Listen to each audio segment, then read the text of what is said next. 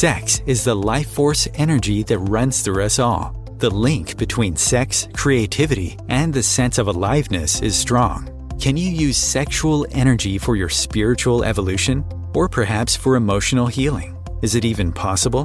Clinical sexologist Dr. Martha Tara Lee will explore all these and more on the Eros Evolution show here on OMTimes Radio and TV.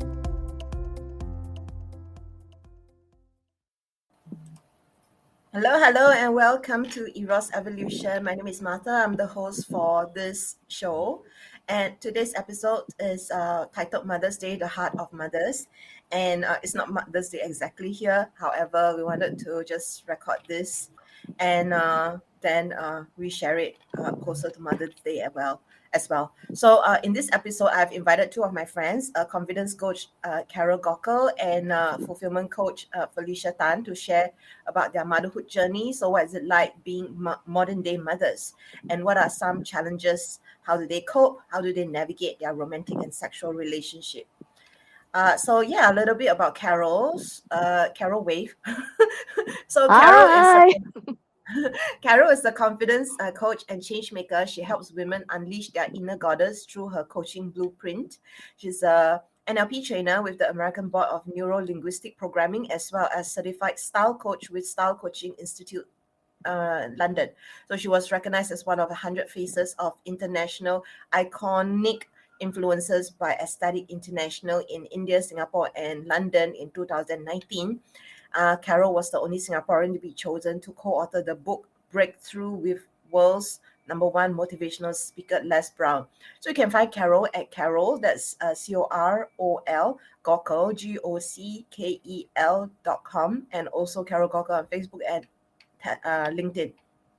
Okay, so now moving to Felicia. So Felicia, wave. Hi, good morning. Okay, so Felicia is a fulfillment coach and speaker. She started a blog with the intention of sharing her baby journey back in 2007.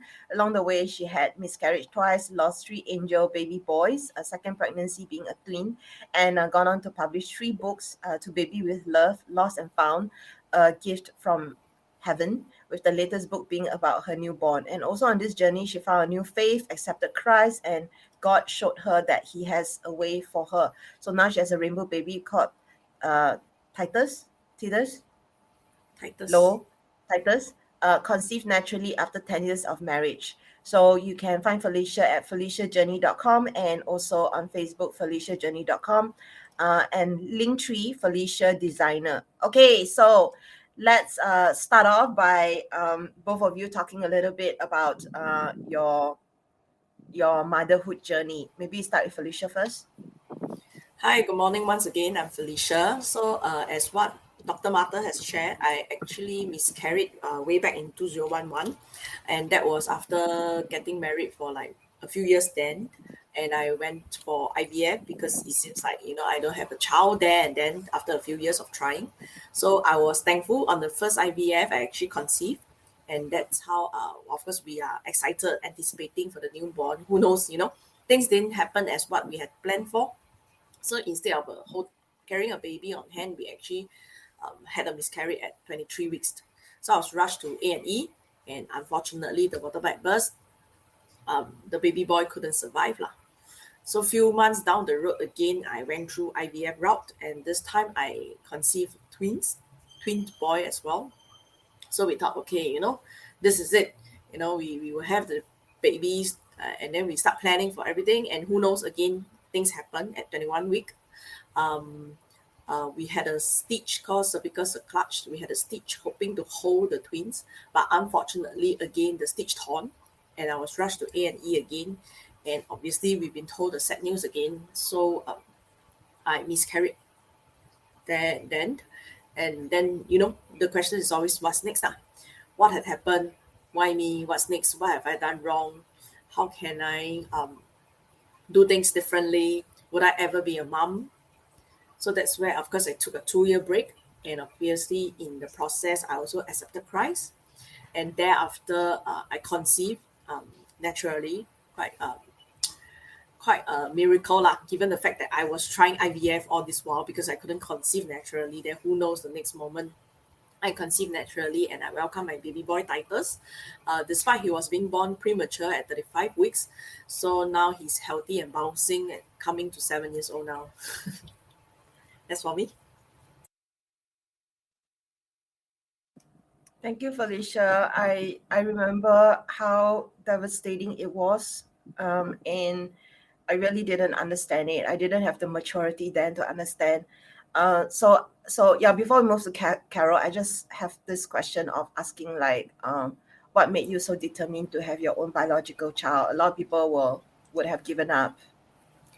Yeah, somehow I just believe I will definitely have my own child somehow. Like, I don't know how or when is it going to happen. The question is just how long do I have to wait lah. So thankfully lah, I have the faith to keep me going as well.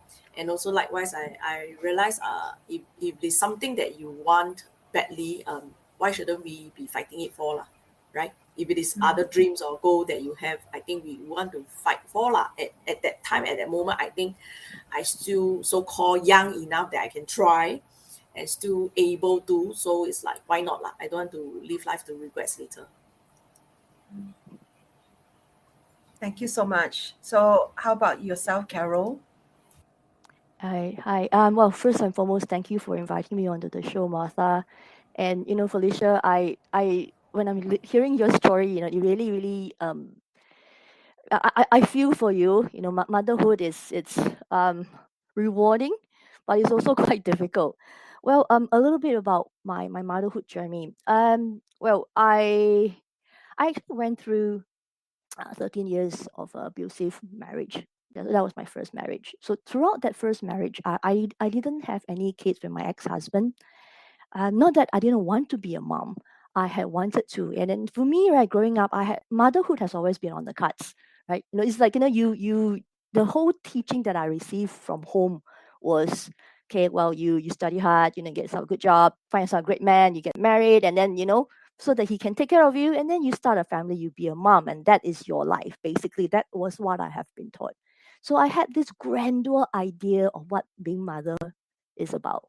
This whole idea about I will be this stay-home mom, I will be the caring mom, I will be like a homemaker like my mom. I literally wanted to mirror myself and be like my mother, being nurturing and all.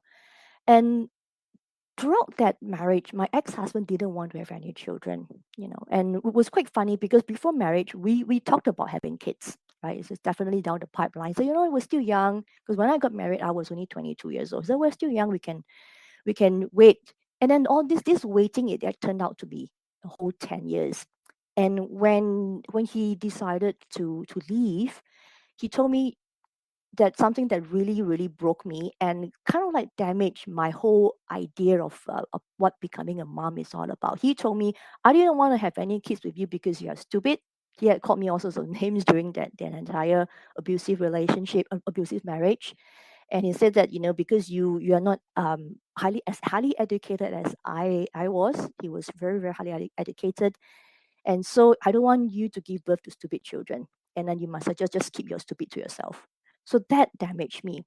And it took me a long time to really to heal myself, find myself again, to fall in love again. And when my current husband said that he wanted to have many, many children, I was afraid. I was afraid that I would not be able to live up to this high esteem that I put on my mom. I don't think I can be my mom because this whole narrative was in my head that I'm not going to be a good mother. So when I found out I was pregnant, it wasn't planned. It was a blessing because I got pregnant just about 3 weeks before my wedding day.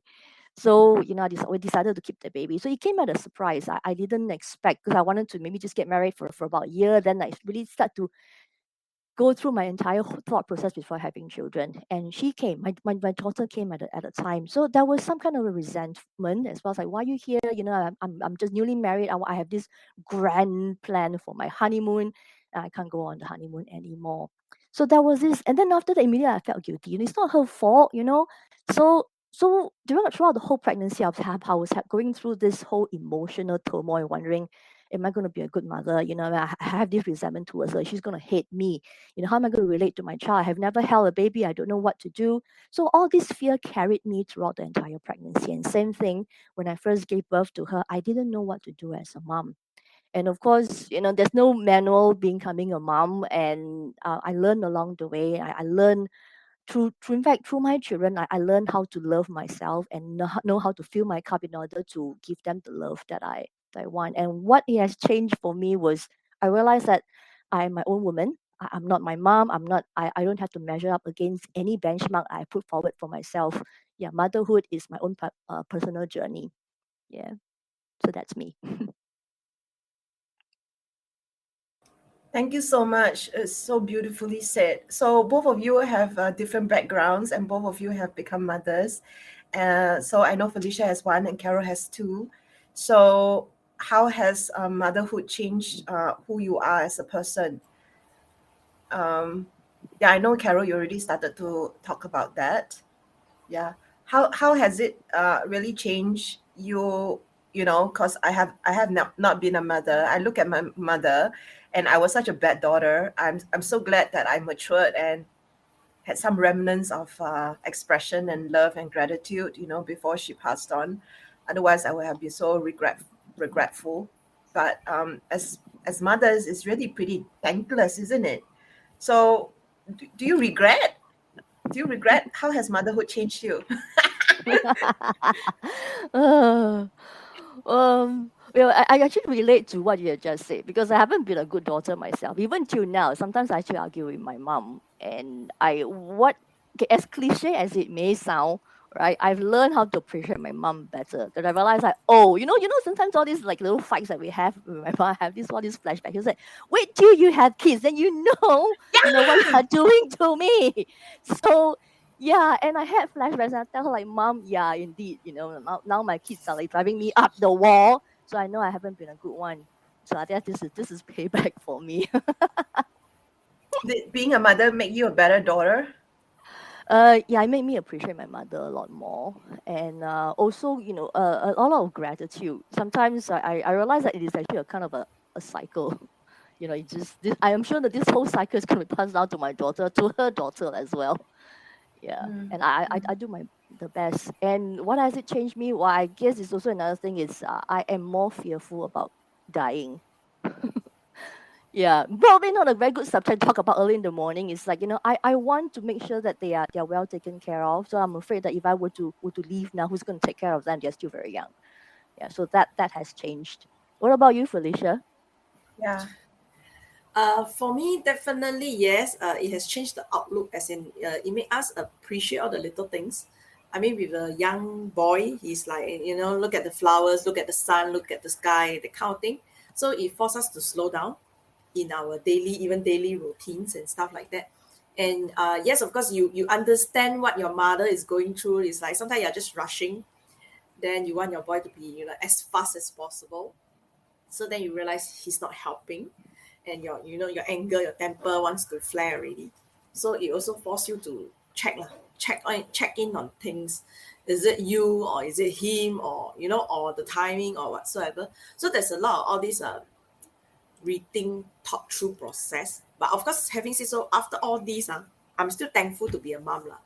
But I also learned to share or appreciate him more, and to really say loved him more. So I make it a point to say every day, because being Asian, we don't do that, frankly, right? You don't say you love your mom, or your mom don't say that to you. So I try to do it daily with him. So I hugged him, I told him I loved him, stuff like that, so that he know he's being appreciated. Because yeah, there are times we flare ma. So they will start questioning, is it that you don't love me or stuff like that. So that's why I try to tell him, to reassure him again and again, to know, hey, we are doing this, or we are angry with you because we love you very much. That's why we are angry with you of all these things that you do. So that he understands where are we coming from as well. So that he knows why are we doing this, and it is for his sake, that he may or may not understand now, but at least we try to put it across and explain to him. So try to explain to him more, and to see, let him know where are we coming from, so that he can appreciate better as well. Because often we realize after we talk it through, of course, being a 7-year-old boy, his thought process is obviously different. He was looking at this perspective, we're looking at this perspective, that kind of thing. So it makes a whole big deal when we communicate across, and he sees your point in that sense. Despite he might or might not understand, but we try to break it down to him lah. So that's where I realized it's really a lot on the communication part for us. Yeah, I totally agree with you. I mean, as you are saying, having all this recalling of what's happening in my life with my children. And one thing that's for sure that having kids make me more of an organized person. Prior to that, life it's just like that. On the weekday you wake up, you go to work, and then you have social life, and on the weekend you can stay in, you can sleep in, you can be in a pajamas the whole day, or you can have like a movie marathon the whole day and don't go out. But then having kids, right, that change, I have to be precise, and it changed me differently. I mean, I became a bit more organized. To the extent that my husband sometimes said, "You're running the household, right? Like a military camp." But you have to, right? Because you need to make sure that they little people, right? Then they need to be told what to do. Then they need to have a certain structure so that they can take instruction well. And then there's like time for school, time to go for bed, time to feed them, so that they don't go hungry, they don't come and fast, and yeah. So it's just trying very hard to keep them alive. Do that and not to lose my mind. I have to be more organized than I was. I was more like a more free flow kind of person prior to having kids.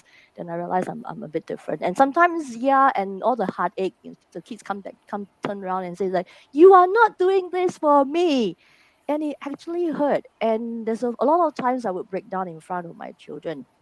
I would totally lose my shit. Okay, just to be very frank here. This is motherhood. I'm like, shut up, just eat your meal. Yes. And then after that, I'll tell them, and look, I'm not God, right? I have emotions, right? I get frustrated, and it's okay to have emotion. Just to let you know, your mom is human also. So I'm more able to control my feelings and also to explain to them about how to manage our emotions. Sometimes they come to me and say, "Mom, chill, you go, you breathe." Right? They can see that I'm gonna flare out, and then they were like, "Okay, well, I'll do this, and I'll go do my chores. I go put my clothes in the laundry basket, that kind of thing." Yeah. That's awesome. I like it that you tell them that you're not perfect. Do you ever apologize to them and say sorry? Yes, I do. Yeah, that's Because one thing that my parents have never done in my whole life. okay, They have usually never parents is the same. apologized. Yeah, my parents would never have done it. And then they will show you things like, they will try to make it up by being nice to you, giving you food and that kind of thing, right? Yeah, I can't stand Yeah. it. Yeah, but the thing is, it's just I guess I wanted to break that chain because it's like it's a very Asian thing. For Asian parents, we don't my parents don't touch, they don't hug. So I never had that closeness with them, bodily contact. I never had that. And I guess it's an advantage now because I'm married to a German, being a European. So we are all very much into like movement, into hugging. And my mom is more prone to hugging right now. And she will come and automatically hug us. So yeah, all this body contact. And I also want to break the chain about communication. It's very important because a lot of the things when I was growing up, I don't know about you, Felicia. I mean, please do jump in. That things like about relationship, things about our own personal body image, the topics about sex. I don't learn all of that from my parents. I learn it from my friends. Yeah. So there's a lot of different things, and what really changed was, yeah, not being my mom, as I mentioned, and the sake that trying to carve out my own journey. Yeah. Yeah. I So think speaking about relationship also, it starts young lah. Now my boy also telling me that girl looks cute, this girl look pretty. I was like, you're here for school. What are you thinking of?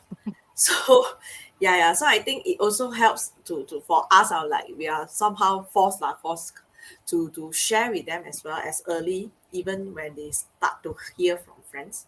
So that's where I see the difference as well, and also learning how to communicate that to him, and even to let him understand what is the so-called do's and don'ts, that kind of thing. So that's where, yes, I do see that as well. So I want to ask you, Felicia, because it sounds like you spend quite a lot of time explaining things. But when your boy was younger, do you think your boy understood and like I think it don't comes in explain lah, gradually. Yeah, it just comes in listen to gradually. me? So normally, of course, even after the daddy scolds him or whatsoever, I'll ask him, do you know why daddy scolds you? Because you did this, that kind of thing. So I'll explain to him in that sense, or why I say I don't allow you to do this because that's where I'll explain to him as well. But I also realize because when he's in the state of anger, emotional, obviously now whatever you say, it doesn't get to him. So I have to wait for him to to be calm down, to be at peace before I start explaining, and that's where he can understand. So from time to time, I will sometimes relate back again. Remember that day you were this. That's why So do you want such things to repeat again? Things like that. Then he will sort of remember and know what is out at hand. So that's always the reminding, and then subsequently telling him, okay, this is the true route. Of course, there are times whereby we will give him the options. Hey, you can choose this or this, which one? So if you choose this, this is the result. If you choose this, this is the result. And then, he can make a choice lah. And then he know what is he getting into. So I think it helps him in terms of decision making as well. And also because me and my husband, we are quite determined to train him to be the more independent boy.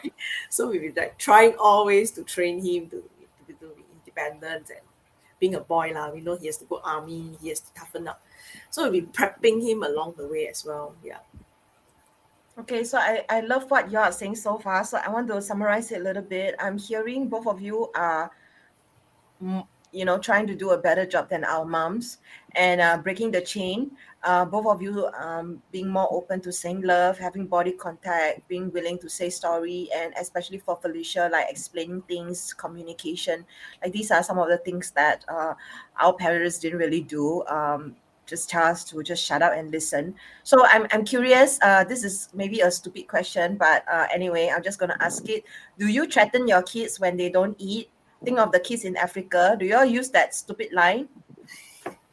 Well, no, I don't, but I do reason. I think, well, when they were younger, they didn't know, but we had an opportunity to visit Cambodia, and they had a chance to witness kids, who are under the, well, actually quite impoverished, running around in the temples and trying to also to sell like little crafts and drinks, to make ends meet. So I asked them, how do you feel looking at all these children, and they're like, wow, they don't really have clean clothes, and then they don't have shoes. I pity them. That's what my kids feedback. And I say, yeah, you have to understand that yeah, we are very, very lucky.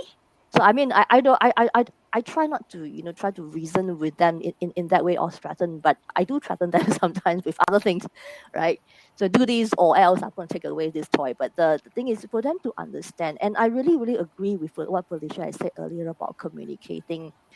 Because I never really had that open communication with my parents growing up. It's always like you do this or else, so it's very, very tough for me to break that. I still go back to that, but that was what I know. And I encourage a lot of open communication with my kids. It's like, if anything you want to know, please come and ask me. Then I will promise to be as honest as I can towards you. Yeah. How about you, Felicia? Do you threaten your kids to finish their food or else? Your kid, one kid. I don't, I don't refer them to the African children but what I normally say is like, Papa, work hard to put plate rice on the table. Least you should do is appreciate So that's where I share with him where does we come from in our context. But of course, there are times whereby he see the TV there, and then that's where I share. You see, these people don't have food, So to let him appreciate that, what is he blessed with, so that yes, we can be blessed to be a blessing as well. So of course, yes, I do ask him, if any toys you don't want, you can always bless others, because there are others who don't have the luxury to the kind of toys so he knows that he can bless someone as well in return. Yeah, I think we are very fortunate to live in Singapore, to be economically prosperous and stable country, and yet I feel this threatening kids, right? Think of kids in Africa, which I kept hearing of. Like, how does me not eating help the kids in Africa? I couldn't see the link. And then the next thing is they say like, you better finish all your rice, otherwise your husband will have a lot of pimples. Have you heard that saying? Yeah, so this is another Asian thing. I think all these actually really did a number on me, because to this date, even now, at the ripe age of 40 plus, even though I look 28, I still finish every little grain of rice that I have because it's so programmed onto me that it's a waste, and then there's this tendency to overeat. So I really think it's not beneficial. So I'm glad to hear that you all don't force your kid, but you just bring it to their awareness. And there's no like one perfect way of parenting a child. I think all parents are just doing their best and trying to figure things out.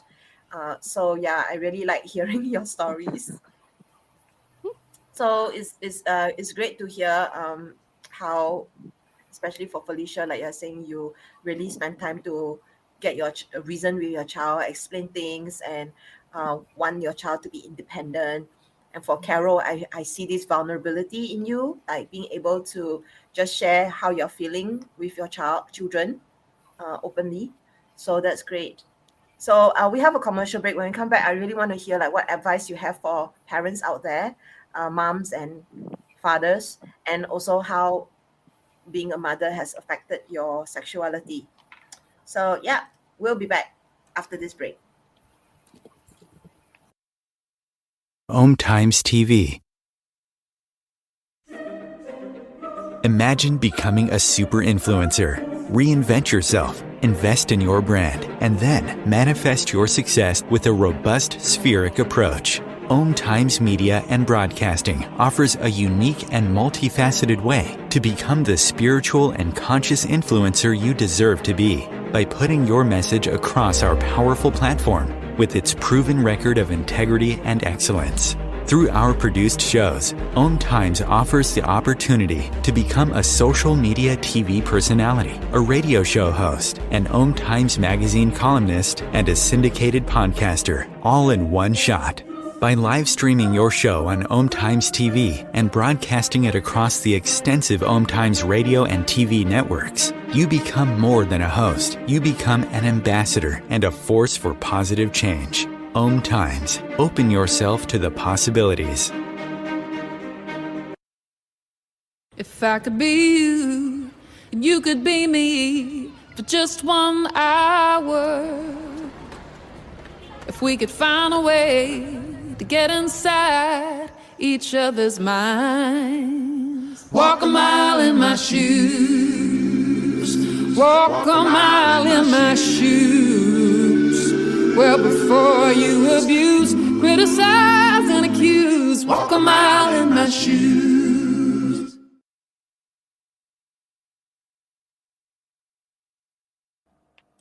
Hello, we're back after the break. Today we are doing a very special Mother's Day special, and today's episode is called The Heart of Mothers. And just now before the break, Carol Gockel and Felicia Tan shared with us their motherhood journey and how motherhood has changed them as people, and how shared some tips around how they relate with their children.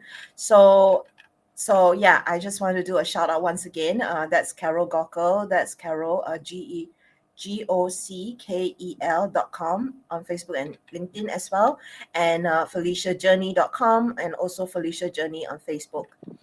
So yeah, so I want to know about your how being mothers affected your sexuality, and whether many years on, is it still affecting your sexuality, Felicia? So I think initially, obviously, you don't have the move to do anything because I'm breastfeeding back then. So yeah, like just every day is the same day. It really affects in terms of be it your self-confidence, your body image, everything. Because yeah, like always in your t-shirt, shorts, you probably smell milk every day. You're just carrying your child every day, baby. So yeah, so we wasn't in the mood of anything. So which I did tell him as well. So he was accepting it. He was accepting it because I was just focusing on the child and also being premature. Everything is on him. So we are in somewhat stressed up as well. So we want to take care of his well-being and also his health as well, to really nurse him in that sense. So we kept it there and then. And then of course subsequently when he was better, then we felt like, okay, it's easier for us to manage. Okay. So that's where I think we took a backstage, obviously. Being also our first precious child, we were very worried as well. So that's where we were talking about his well-being and, can he even survive through the kind of thing, also being premature. Lah. So there's a lot of uncertainty, and that's where we manage. Lah. Subsequently, we are better. Then we thought, okay, we feel all right to, to look at it again and stuff like that. So that was a transition period that I realized as well. So it takes time, and also depending on each individual couple pace, and also managing the baby with the newborn, not knowing what to expect. The new norm lah, is really the new norm, right? Suddenly we are thrown into a new norm. We don't know how to cope. Everybody is coping it differently. So that's where we realize, okay, let's chill and then go along the way. Yeah, that's for me. Right. Well, yeah, for me, I mean, it was the same for me. In fact, a month after giving birth to my daughter, my husband and I moved to Germany. So over there, I would say that learning about motherhood as a first-time mom has taken a toll on the both of us in trying to adapt to new life in Germany. But we were lucky we had help. So my mother-in-law would come by to our apartment once a week to help me to babysit so I can get some sleep. So with that rest, I was able to be able to function a little bit normal again. And we had the luxury of putting my daughter with my in-laws on the weekend. So we have time together as a couple, to have sex, to be intimate, to try to, to get into a norm. But the mindset, and I totally agree with Felicia, the mindset wasn't that. It's like, there's so many different things going on around on the back of my head, right? Like household chores, is the baby fed? Is she sleeping? What is she, what if I'm too loud? Or will she wake up? Things like that you have to worry about. And then after that, yeah, within 6 months, I was pregnant again with my second one. So on one hand, right, having that intimacy and with my husband was good because it resulted to a second child. But then after that, I realized the first 2 years after my son, my second was born, it was very, very difficult because I was technically handling two babies. So sex has in fact became a chore, and I hated my body because I didn't have time to heal. So I look at my entire body. I had this body image issue. In fact, I went through that. I look at my body. I was like, I had this huge tummy. I don't know what to do. I can't lose that weight. I had stretch marks. I had loose skin, and I went through a stage of self-hating, self-loathe. And then that affected my relationship with my husband as well. But after the kids are a little bit older, I went and started to be able to get into a routine of exercising. Yeah, then that my the self-love came back, and I was able to appreciate my body as a woman. That, hey, this is quite amazing. I actually popped two kids out of my body, and I carried two kids. And the hormonal changes that came with motherhood for me, in fact, I became a lot more sensitive, right? Sensitive to touch. I'm more sensitive to my husband's emotions as well. So how has that changed? I think for me as a woman, it actually for me to I have a renewed sense of self love, and a renewed sense of gratitude as well, because I never thought I have two kids. And also a renewed intimacy, because we realized that the having children brought us closer together as a unit, that we have to, no matter what, it actually binds us somehow, that we are fully committed into this marriage, that make it work for ourselves, for our children. Does that make sense? Yeah, so for you to be able to resume your sex life so soon after baby, it shows that you have a good body. That's a good thing. Yeah. Oh. So how about the challenges around like privacy, like finding time as a couple, um, being able to romance each other? Like you mentioned, Carol, that you did have time because of your in-laws. How about you, Felicia? For us, it's very straightforward in the sense we just go out. So we can have same thing because I stay with my in-laws. So my in-laws are always there. So in some sense, I will meet my husband outside. Yeah, so that we can have alone time, couple time. So that's where we leave the child at home with the in-laws, and we go out, we meet somewhere. So that's the thing. So it helps to get away lah, right? Sometimes we have to get away to chill off.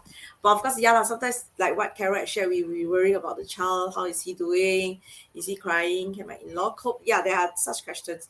But also there are times where I tell us that, okay lah, for that few hours he will survive, right? It's okay, So, just enjoy, or go for a dinner, or go for, just enjoy. So these are the little things that we do appreciate on and off, and especially be birthday all this week, we still make it a point that he take his leave. We have the half a day to ourselves, and then subsequently the other half of the day with him involved.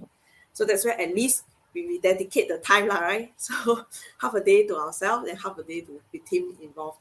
So then that's where we sort of have the balanced distribution as well, and also we really take care of ourselves. So for me, it's in a way the other way around. After 2-3 years, when Titus is about 2-3 years old, for me it became a very self-conscious, self-aware, and self-image thing, because I feel he start comparing with other moms. Then I feel like I have to dress up to live up to that kind of standards, because when he starts going to toddler to school, and then he'll be like, oh, this mommy is like this, you are like this, then give me that kind of look. Then I feel like, oh my gosh, I need to do something about it, that kind of thing. That's where I decide, okay, I must dress properly, don't be in always t-shirt shorts, that kind of look. Then I have to dress well, look better, cut my hair, be trim, be neat, that kind of thing. So that's where I see lah. So in that sense, he helped me to build a better me in that sense, because obviously he didn't say, but the expression seems to say so. So then, of course, he will say, I like you in this, or yeah, you look better now, that kind of thing. So that's where I see that he also appreciates. And that makes me want to, have a better self-awareness, to take care of myself as well, because I know that when mommy is in a better mood, looks better, I'm obviously also can take care of him better as well. So I think it helps lah. It helps for both of us. So we are, in that sense, encouraging each other to take care of ourselves better. Yeah. Wow, that's so beautiful. Well, I mean, for me, I just realized, as Felicia was sharing, right? You have the luxury to go out, and unfortunately over here I didn't have any help. I mean, back in Germany I had. So we learned how to be quiet. We learned how to be really quick. And now that the kids are a little bit older, on the weekends, we were like, hey, it's cartoon time. So we put that in front of the TV for a half an hour, so that we can have that intimacy time together, and be as quickly and as quietly as possible to connect.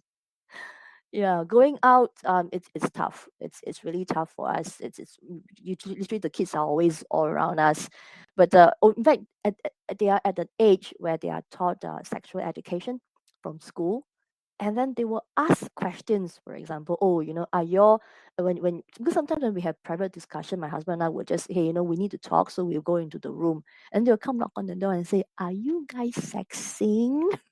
So it's quite funny. Yeah, and yeah, besides not having, having to dedicate and even fix an appointment in our schedule in the past, or we are a bit more free flow nowadays, and also are more open, to talk to our kids about sex. Yeah. So, any suggestions to parents how they can navigate sex education for their kids?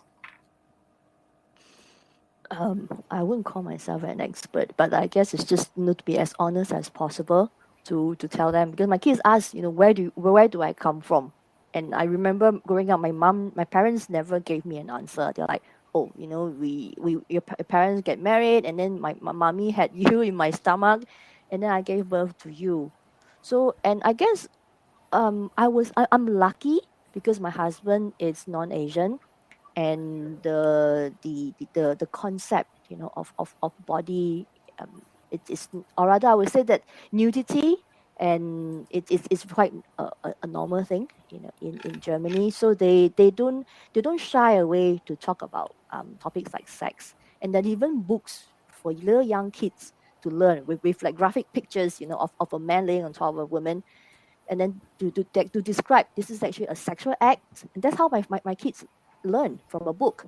And because of that, then the father will deposit the sperm and then into the mother, and that's how babies are formed. So they actually go down the scientific route. So I was spared from having to be able to tell them verbally what it is. I can refer to the book.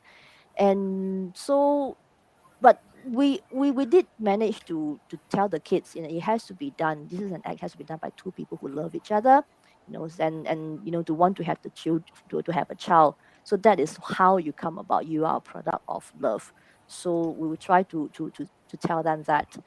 Yeah, and then my husband, he surprisingly, he's not the one who would be so open about talking about sexual education, but he just nods. And if the kids were to ask them about their body parts, yeah, then he's very open to tell them about their body parts, what they do. Yeah, and also things like a woman's breast, okay, what they are meant for, it's not sexual. They are created by God, to men to feed kids. Is actually a nurturing, because I breastfed my kids, so they have a natural affinity towards the breast. So yeah, that's how we want to instill that body confidence in them. Yeah, I think it's too soon to really tell them about the act and what we actually do. But I guess I'm still learning. I'm still trying to find out the best way to educate them going forward. How about you, Felicia? I think for me, because my boy is only 7, he's still too young to really understand. So for him, it's more of understanding that we look different, like what Carol has shared. Even for us ladies, we have breasts. He don't, as in don't have in that sense. So he is just trying to understand why we look differently, or why we act differently in that sense. So in that way, I do explain, and he knows that, like, oh no, ladies we wear bra, the guys don't, that kind of thing. So yes, there are times that he notices the difference. So for him, it's just very simple and purely to, like, oh, you have to dress up and you have to, get changed, and So initially it was like, I need to get changed. Then he come out and see, hey, you're still in the same t-shirt. What do you mean you get changed? That kind of thing. Yeah. Then subsequently he knows, okay, it means wearing bra, that kind of thing. So that's where the difference comes in. Then he realized, okay, but now he's starting to get aware that I don't undress in the public or stuff like that. So he's learning that, he's picking up that, which is good lah. So he acknowledged that, and he's learning in that sense, but not to that level yet. But I think it's progressing well lah, in that sense. At least he knows. So of course we say, oh, the girls go toilet, you don't follow along, stuff like that. Then he starts to recognize the difference as well, and that's where he registered that lah. Because initially, because being too young, they also don't know why I can't go together, that kind of thing, like why we can't. So that was the issue that we are trying to let him to understand. The boy and the girl is just different, and we don't, certain things we don't do together lah. That's nice. Okay, so as we come towards the end, I would love for both of you to conclude with your advice for parents out there. Whether it comes to the parenting, the pregnancy journey, to parenting, to anything really. Yeah. Well, I wouldn't say an advice. I would just say a sharing of what I have observed and experienced throughout the past 10 years. I've realized that I don't have to be perfect. Yeah, as a mom. I always had, as I said before, prior to having kids, I always had this grandiose idea of what a mother should be. I'll be this domestic goddess. I look fantastic, and that I can whip out meals, and my kids are always happy. No, it isn't the case, and I've also realized that there's no such thing as balancing motherhood and work. The so-called balance is about making a choice. Know that when you choose your children, then certain things we will have less time for certain things, and also not to beat myself up constantly. I'm a perfectionist, and I always go through this whole cycle of beating up. So I also realize that going through this, There will be days that they're good, there are days that they're bad. Then just not to take myself badly, not to beat myself up. And also, it's okay to say you're tired. It's okay to give in to your emotions and listen to your body. It's very important. And it's only now that I realize that when I'm tired, I tell my kids, look, I just need a 30 minutes power nap. I need you to be very quiet. Can you sit in front of TV for 30 minutes? In the past, I didn't dare to, and I tire myself out. And then in the end, I went through this whole vicious cycle of hating myself, hating my kids, hating my husband. Yeah, and it's not worth it. For me, I Love think it. there's always a lot of advice from different mothers on what you should do, what you should not. But having said so, it's really developing your own and also working with your own child, because every child is unique. So it's really working through, even with your husband, the communication between different parenting style as well, because obviously he comes from different background too. So we need to manage a lot of expectation with the husband, with the child. And that's where I realized it is also a unique identity within the family yourself. So no family is the same, so to speak. And that's where we can learn from each other experiences, but how you want to adopt is really up to your own family, own individuals to really apply. So that's where I realized is also doing what works lah, right? You can adopt whatever practices, but it may or may not work in your family. Then you re-strategize, or you adjust along the way. It's also taking the cues from our children. That's where they tell us why I don't do this, why I don't like this. Then how can we improvise? So I'm glad after having my child, whatever day happens, whatever how bad the day can go wrong, a new day starts itself every day lah, right? A new day restarts everything. So I'm glad lah. No matter how bad it is, you just tell yourself, breathe. Tomorrow is a brand new day. Tomorrow is a brand new start, and your child will forget everything yesterday. Never mind anyway. So you are still a good mom again. There's no grudges, there's no grievances that you carry across in that sense, because the child's memory in that sense is also quite short. So no matter what happens, I just tell myself, okay, tomorrow is a brand new day, it's a good start. We will restart everything again. So that's what I tell myself. And I'm thankful he is as well. Then he say, okay, yeah, mom, today is a very nice, beautiful day. Then we are like, off to a new routine, new journey. So, which I agree also, don't beat yourself up, because, we have so many days ahead, right? Today is just one of the days, that's all. So you can always still work on it, improvise along the way. Just enjoy the journey also. Yeah, I totally agree and totally can relate. And also, I also realized that now that Felicia brought up, right, every day is a brand new day, and it's also a lot of self-love. We really dedicate time to ourselves in order for us to center. I realize that sometimes waking up a little bit earlier and an hour earlier, um, before the entire family, to keep yourself grounded and set the intention for the day. Set time to make ourselves look good. Right? What Felicia said, like dressing up, and it means like just putting on this makeup. I mean, I woke up early today to put on makeup for the show. And it improves my own my own sense of well-being. I realize I'm dressing up not for the camera, but actually for myself. It actually makes me happier. So I think it's very, very important for us moms to take time for ourselves, to pamper ourselves, because if we're empty, we cannot give, right? Yeah. Okay, I so love what you are sharing. It's so real and relatable. Being able to accept who you are, that you're not perfect, asking for what you need, creating space for yourself, and treating every day as a brand new day. So, besides being mothers, of course, both of you are coaches. So I love for the audience to hear a little bit about what you do, and how they can, hire you. You want to go first, Felicia? Okay, I start first. Okay, so for me, I'm a fulfillment coach, which I comes from the background from after going through the whole cycle, like miscarriages, having my child and whatever not. Then I realized at the end of the day is to work on self. What does fulfillment means to you? What does a fulfilling life means to you as well? Then how do you really want to work towards your goal? And what is the mindset that you are working with, and how to even change your mindset in some sense if it is obstructing you from reaching your goal. So that's where I come from, the space to work with you in that sense, especially for moms or moms to be, that they, probably parenting or even having a child is their journey.